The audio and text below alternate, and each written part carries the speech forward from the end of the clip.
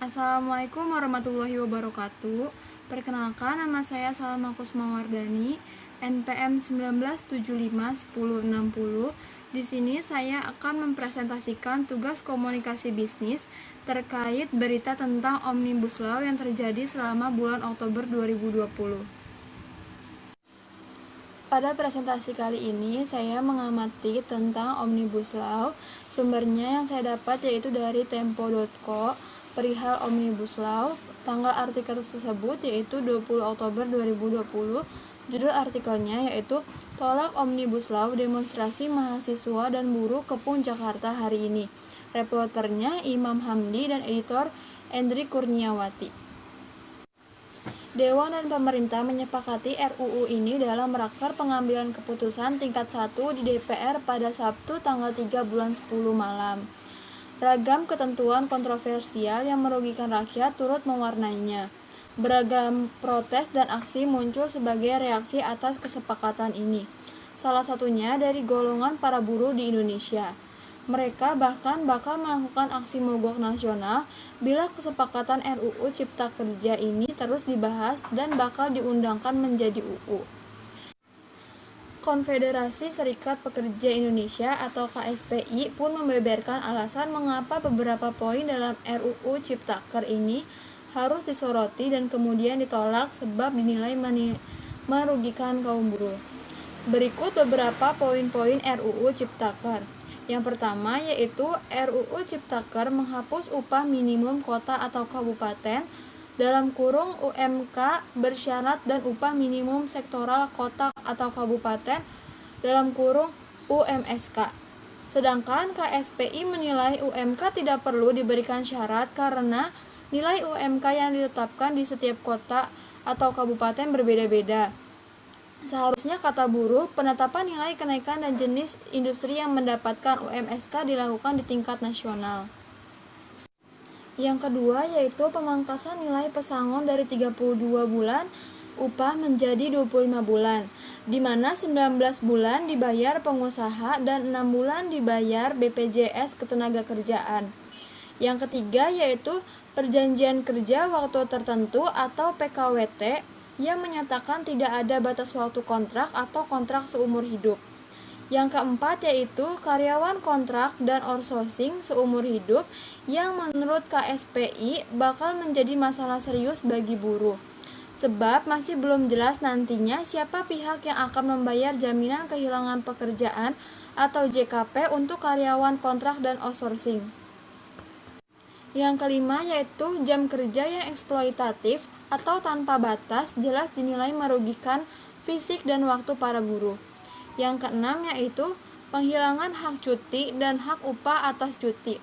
Protes ini juga disampaikan oleh Komisi Nasional atau Komnas Perempuan yang menyebut salah satu pasal di klaster ketenagakerjaan menyebutkan secara jelas bahwa perusahaan tidak memiliki kewajiban untuk membayar upah buruh perempuan yang mengambil cuti haid secara penuh.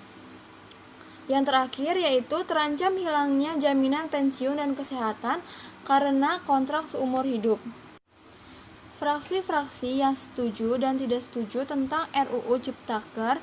7 fraksi yang menyetujui RUU yaitu PDIP, Gerindra, Golkar, PKB, Nasdem, PAN, dan PPP.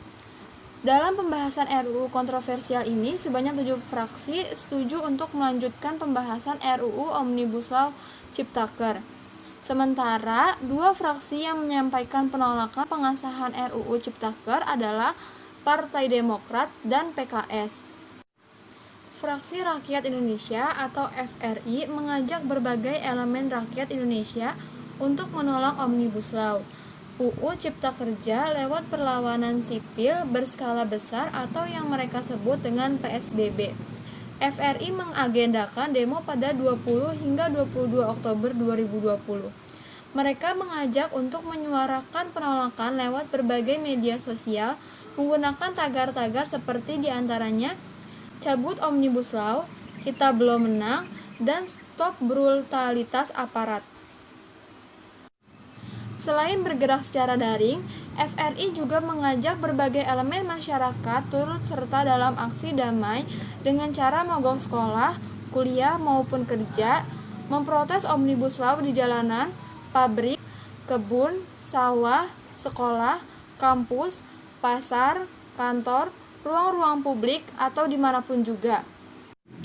Mahasiswa dan buruh juga menyatakan akan kembali demonstrasi pada Selasa hingga Kamis 20-22 Oktober 2020, yaitu BEMSI dan Gerakan Buruh Jakarta atau GBJ. Semuanya mengusung sikap serupa, yaitu menolak Omnibus Law setelah undang-undang itu disahkan pada Senin 5 Oktober 2020.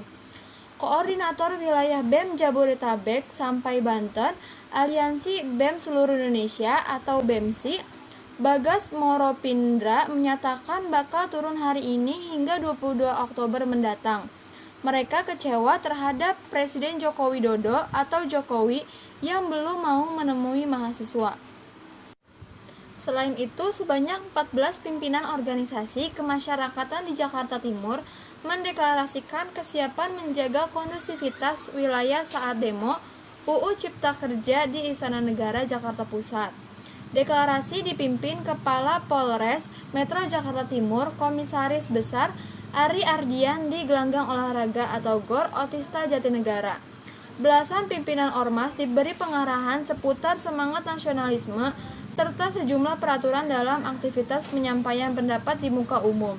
Sejumlah ormas yang hadir, diantaranya Forum Betawi Rempuk atau FBR, Pemuda Pancasila atau PP, Forum Komunikasi Anak Betawi atau Forkabi, Laskar Merah Putih atau LMP, GP Ansor, hingga Badan Pembina Potensi Keluarga Besar atau BPPKB Banten. Berikut ini adalah sumber artikel yang saya dapat terkait tentang demo Omnibus Law yang terjadi selama bulan Oktober 2020. Sekian penjelasan yang dapat saya sampaikan. Mohon maaf apabila terdapat kata-kata yang kurang berkenan. Wassalamualaikum warahmatullahi wabarakatuh.